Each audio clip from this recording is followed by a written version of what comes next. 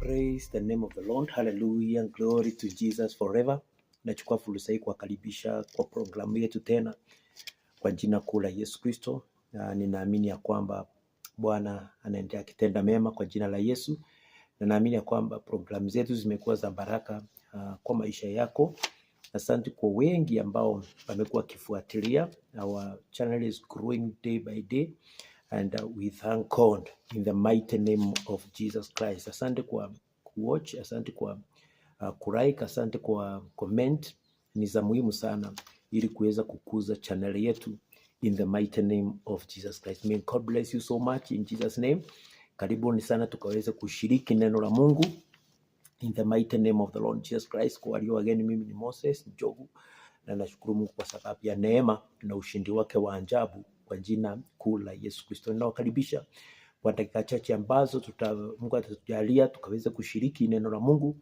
Ndio Bwana na kuomba ukaweze kuandamana nami hadi mwisho wa makala haya kwa jina la Yesu Kristo, na naamini ya kwamba Mungu atatubariki in Jesus mighty name. Amen.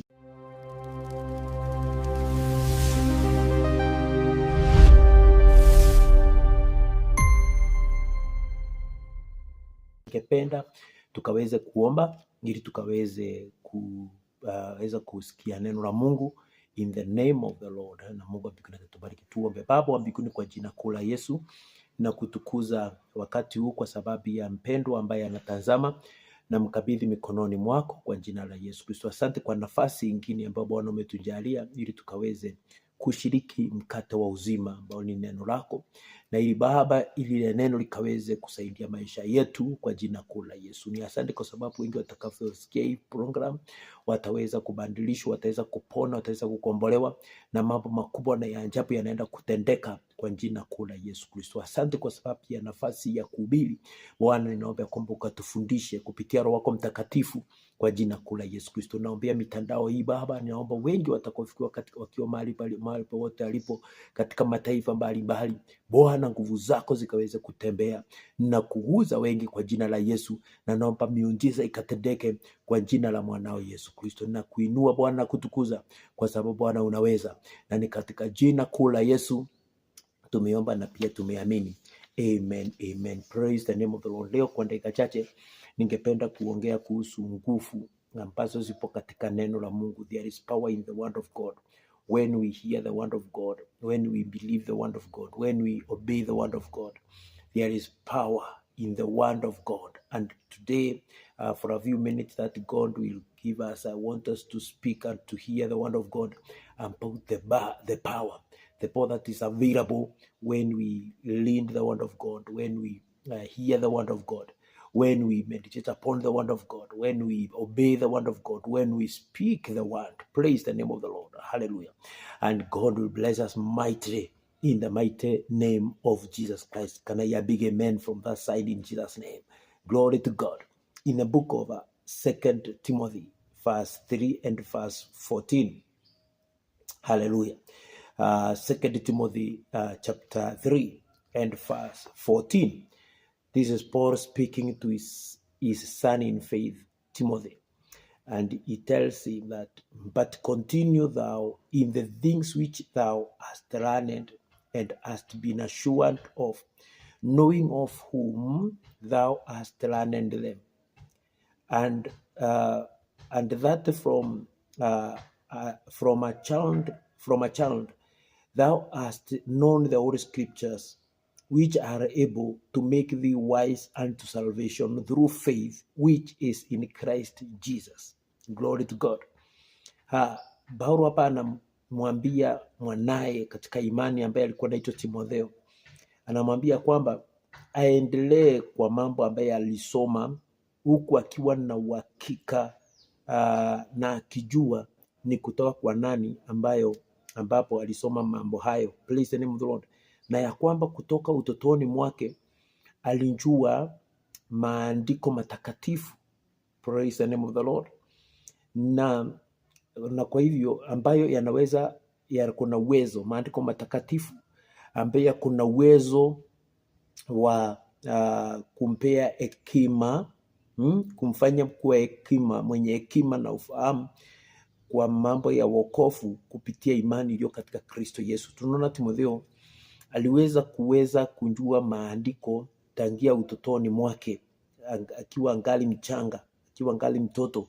Hapo ndipo Timotheo aliweza kuyanjua maandiko ama Biblia ama neno la Mungu, na tunaona Paulo anamuhimiza ya kwamba akaendelee na mambo yale ambayo alisoma kuanzia utotoni mwake, kwa sababu aliyasoma wakati alipokuwa mdogo. Na hii inatuonyesha umuhimu pia wa kuweza kuwalea watoto wetu kwa njia za Mungu, kuwafundisha watoto wetu neno la Mungu. Praise the name of the Lord.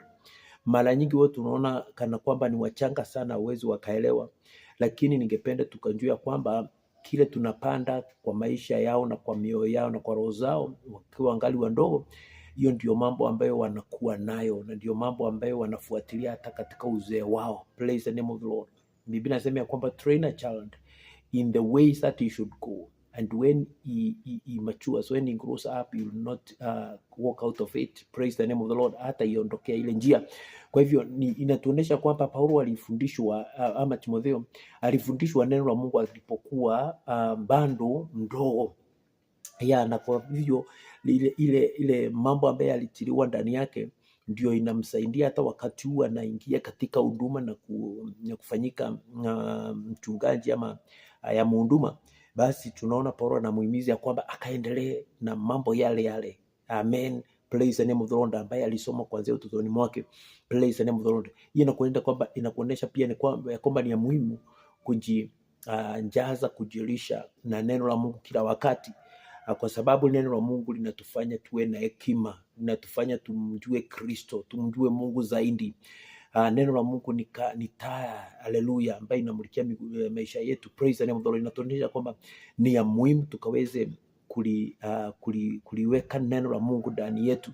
Amen. Kulisoma, kulisikia, kulipenda neno la Mungu kwa jina kuu la Yesu Kristo. Praise the name of the Lord. Na kwa hivyo Paulo anamuhimiza Timotheo ya kwamba asiondokee mambo yale. Mstari wa 16 anamwambia kwamba all scriptures is given by inspiration of God and is profitable for doctrine, for reproof, for correction, for instruction in righteousness, that the man of God may be perfect, thoroughly furnished unto all good works. Praise the name. All scriptures, maandiko yote yana pumzi ya Mungu. Oh my God, this is powerful. Maandiko yako na pumzi ya Mungu. Hiyo ni kusema ya kwamba neno la Mungu liko hai. The word of God is alive. Praise the name of the Lord. Na kama neno la Mungu liko hai, hiyo ni kumaanisha kwamba neno la Mungu linaweza kukufanyia kazi, linaweza kufanya kazi kwa maisha yako, in the mighty name of the Lord Jesus Christ. Hallelujah. Na kwa hivyo neno la Mungu liko hai. The word of God is inspired. Praise the name of the Lord. Is given by inspiration of God. Praise the name of the Lord. Iko na pumzi ya Mungu. Na kwa hivyo kama iko na pumzi ya Mungu ni kumaanisha kwamba neno la Mungu ni Mungu mwenyewe. Wakati umelijua neno, wakati umelisoma neno, wakati umeliamini neno, you are believing God. Hallelujah. Na kwa hivyo wakati umeliamini neno, mambo makubwa yanaweza kutendeka kwa maisha yako kwa jina kuu la Yesu Kristo. Praise the name of the Lord. Na linafaa kwa mafundisho, linafaa kwa kurekebisha, linafaa, praise the name of the Lord, kwa kuelekeza watu kwa njia za utakatifu kwa jina kuu la Yesu Kristo. Praise the name of the Lord. Kile ambacho unahitaji ni neno la Mungu katika maisha yako, na hili neno linaweza kutenda mambo makubwa kwa maisha yako, in the mighty name of the Lord Jesus Christ. Praise the name of the Lord. Hallelujah. Now, the word of God produces life. When you have the word of God, you have life. Can I hear big amen? Praise the name of the Lord. Jesus said in the book of John chapter 6 and verse 63, that the words I have spoken unto you are a spirit and they are life. The words that I have spoken unto you, they are spirit and they are life. Therefore, the word of God produces life. When you receive the word of God, you receive life. Praise the name of the Lord. Now, when the word of God enters in your life, you become alive. In the beginning we were dead. Hapo mwanzo tulikuwa tumekufa. But when we received the word of God concerning salvation, oh my God, tulipata uhai ndani yetu. Na kwa hivyo kila mtu ambaye ako na neno la Mungu ndani yake ako na uhai, ako hai kwa sababu ako na neno la Mungu ambalo huleta uhai kwa maisha yetu kwa jina kuu la Yesu Kristo. Praise the name of the Lord. The other thing is the word of God is creative. The word of God has creative power. Neno la Mungu liko na nguvu za kuumba. Praise the name of the Lord. Nguvu za kuumba. In the name of Jesus Christ. Tunaona in the book of tunaona the heavens were made. The heavens and earth and everything were made through the word of God. Tunaona ya kwamba in the book of Psalm 33 verse 6 inasema ya kwamba by the word of the Lord were the heavens made, their starry host by the breath of his mouth. Aliziumba zote kwa neno la kinywa chake. God spoke his word and the earth was, the heavens were, everything. God spoke. Therefore, the word of God has creative power. Hallelujah. Verse 9 nasema in the same book, Psalm 33 verse 9, for he spoke and it came to be. He commanded and it stood firm. Praise the name of the Lord. He commanded. He spoke the word. Hallelujah. He said, let there be. And it was, because the word of God has creative power. Neno la Mungu liko na nguvu za kuumba. Neno la Mungu liko na nguvu za kuumba mambo mapya. Ukiamini Mungu atatenda. Neno la Mungu, ukiamini neno la Mungu linaweza kutenda mambo mapya kwa maisha yako. Praise the name of the Lord. In the book of Hebrews chapter 11, the Bible says, verse 3, Hebrews 11 verse 3, the Bible says, through faith we understand that the worlds were made, were framed by the word of God. Hallelujah. The worlds, by the way, it is worlds, dunia nyingi. Praise the name of the Lord. Were framed by the word of God, so that things which are seen were not made of the things which do appear. Praise the name of the Lord. Hallelujah. He called the things into existence through his word. He spoke. He opened his mouth and spoke. That's very important for us to know the power in confession. Hallelujah. Nguvu katika kulikiri neno la Mungu kwa maisha yetu, kutangaza neno la Mungu kwa maisha yetu. Haleluya. Kwa sababu kila mara tunapolinena neno, kila mara tunapotamka neno, haleluya, maneno ya vinywa vyetu iko na nguvu, na kwa hivyo tunahitaji tuwe tunanena neno la Mungu kila wakati in the name of Jesus Christ. Kwa hivyo ni vizuri kujua kwamba the word of God has creative power. Inaweza kuumba, inaweza kutengeneza mambo in the name of Jesus Christ. Can I big amen? Praise the name of the Lord. Another thing, the word of God is like water. Neno la Mungu ni kama maji. Amen. It cleanses, inaosha. In the name of the Lord Jesus Christ. Praise the name of the Lord. We start life in the kingdom of God totally washed clean by the word of God. Maisha yetu katika Mungu, wakati tunapookoka, we give our lives to God and he cleanses us, inatuosha through the word. Hallelujah. Through the word of God, in the name of Jesus Christ. Hallelujah. Now, the Bible says in the book of John chapter 15 and verse 3, you are already clean. This is Jesus was speaking to his disciples. Ukisoma in the book of John chapter number 15, and Jesus said, I am the true vine, and my Father is the vine husbandman. Every branch in me that beareth not fruit, he taketh away. And every branch that beareth fruit, he purgeth it, that it may bring forth more fruit. Verse 3 says, now ye are clean, because now ye are clean through the word which I have spoken unto you. Glory to God. Therefore, the word of God cleanses. Anawambia, nanyi sasa ni wasafi kwa sababu ya neno ambalo nimewaambia ama nimewapea. Praise the name of the devil. The word of God cleanses. It cleanses. Inatuosha. When we receive the word of God, inaondoa uchafu, inaondoa mambo ambayo ni mabaya ndani yetu. Amen. And tunaweza kuwa wasafi. Tusome pia katika kitabu cha Ephesians. Let's go in the book of Ephesians. In the book of Ephesians chapter 5 and verse 25. Chapter 5 from verse 25.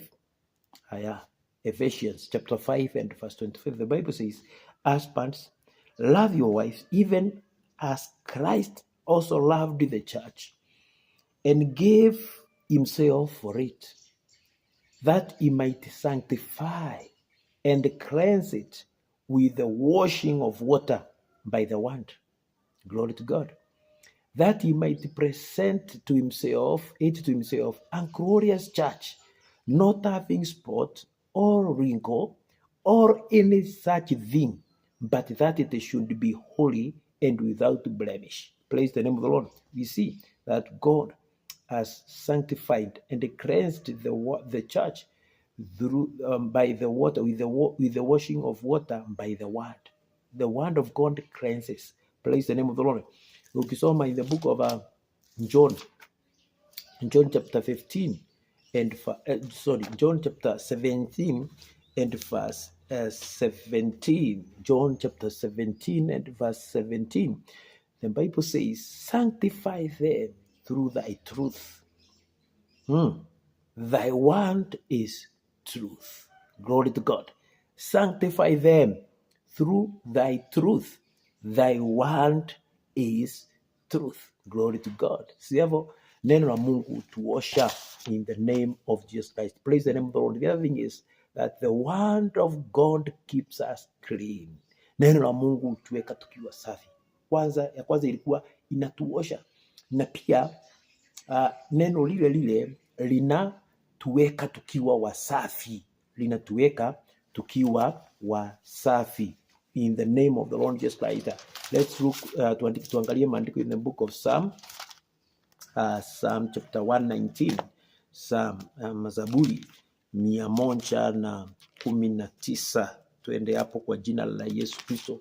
Ninaamini kwamba unaendelea kufuatana nami tunapolipitia neno la Mungu, mafundisho ya neno la Mungu kwa jina kuu la Yesu Kristo, in the name of the Lord Jesus Christ. Hii mafundisho ni mazuri. Acha tuangalie wa Zaburi 119 ule mstari wa 9. Tuone inasema anje, in Jesus name. Hallelujah. Glory to God. 119 verse 9. Verse 9. The Bible says, 119 verse 9. The Bible says, wherewithal shall a young man cleanse his way?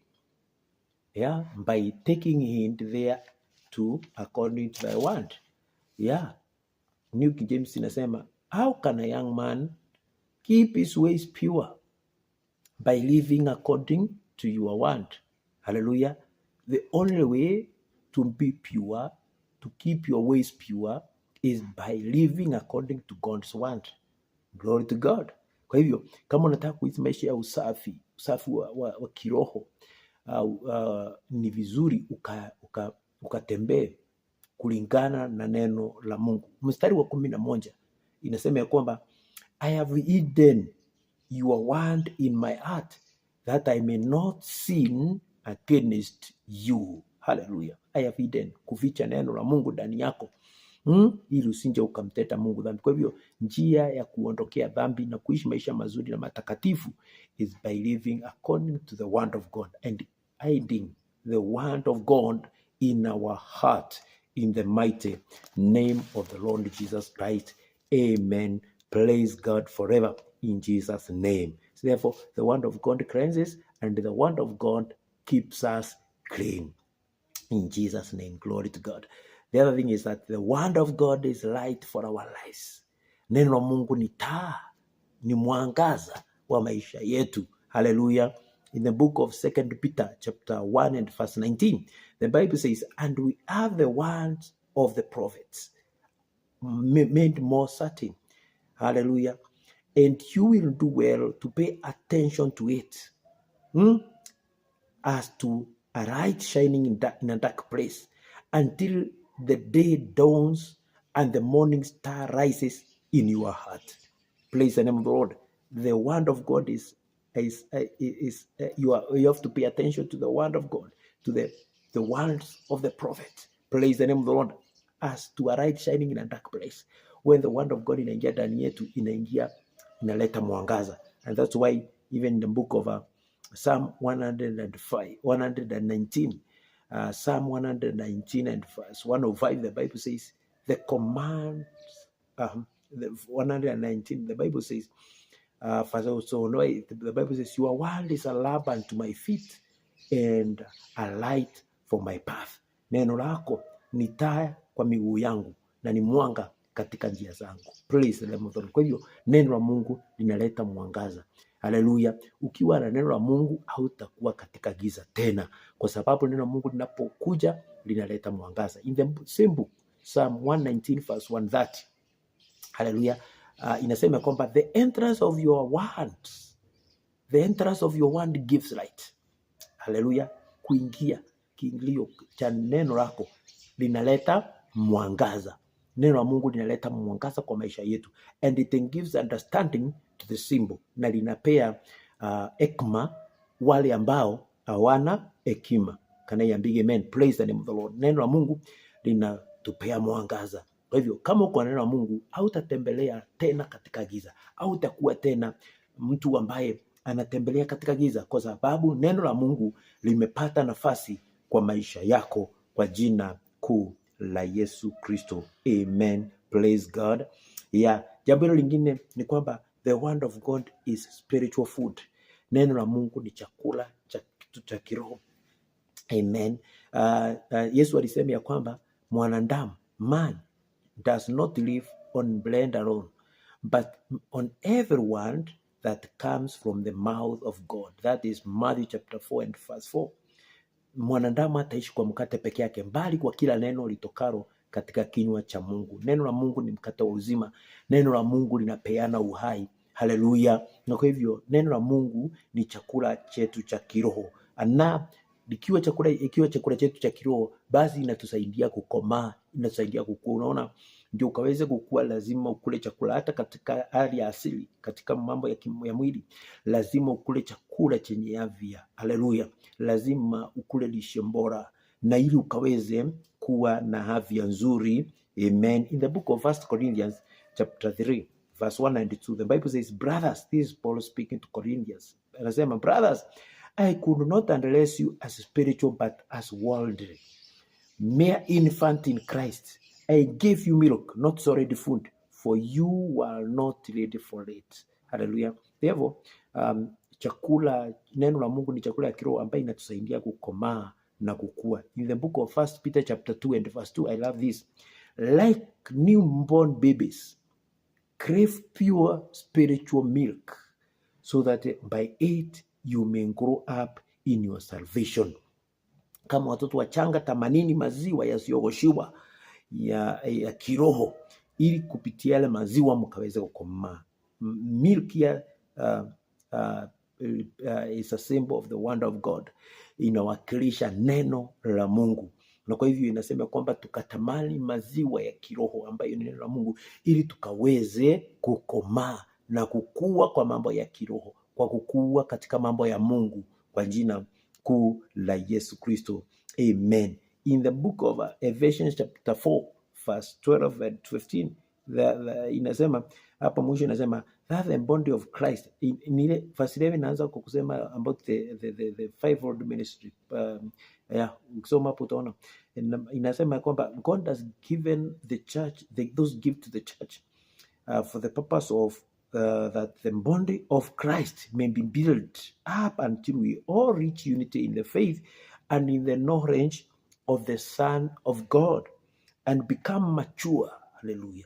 Attaining to the whole measure of the fullness of Christ.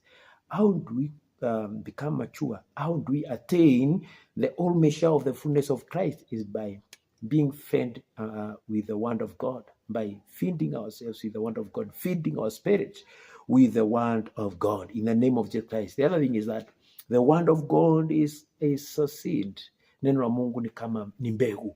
wakati imepandwa katika maisha yetu, lazima itazaa matunda, lazima italeta mafuno.